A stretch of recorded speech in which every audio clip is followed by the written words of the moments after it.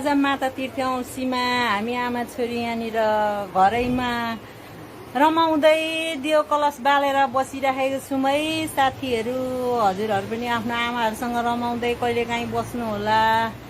आफ्नो काम व्यवहारले नभ्याए पनि एकछिन भए पनि थोरै भए पनि समय निकाल्नु होला हजुरहरूलाई।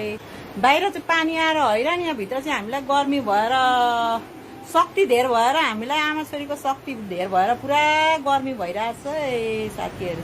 हेर्नुहोस् है हजुर, सुनको गजुर। लु त हाम्रो मम्मीको पनि 2 शब्द जाओस् त। अब मागले जस्तो यो ज्योति बन्दैछ त्यसरी नै मलाई कसरी गर्नु हुँदैछ।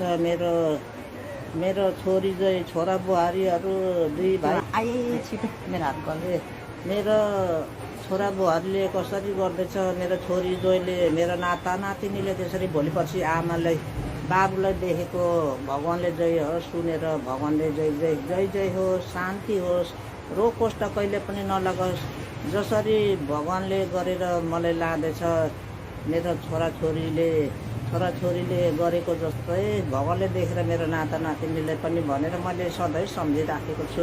सधैँ हाम्रो आमाले हामी सबै छोरा बुहारी छोरी ज्वाइँ नाता नातिनी पनाता पनातिनी सारा संसारलाई हाम्रो आमाले एकदम आशीर्वाद गर्नु भएको छ अरे।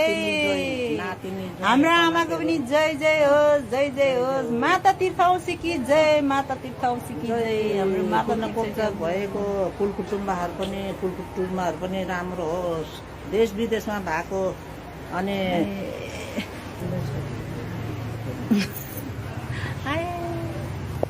देश परदेशमा भएको सन्तानहरू सबै राम्रो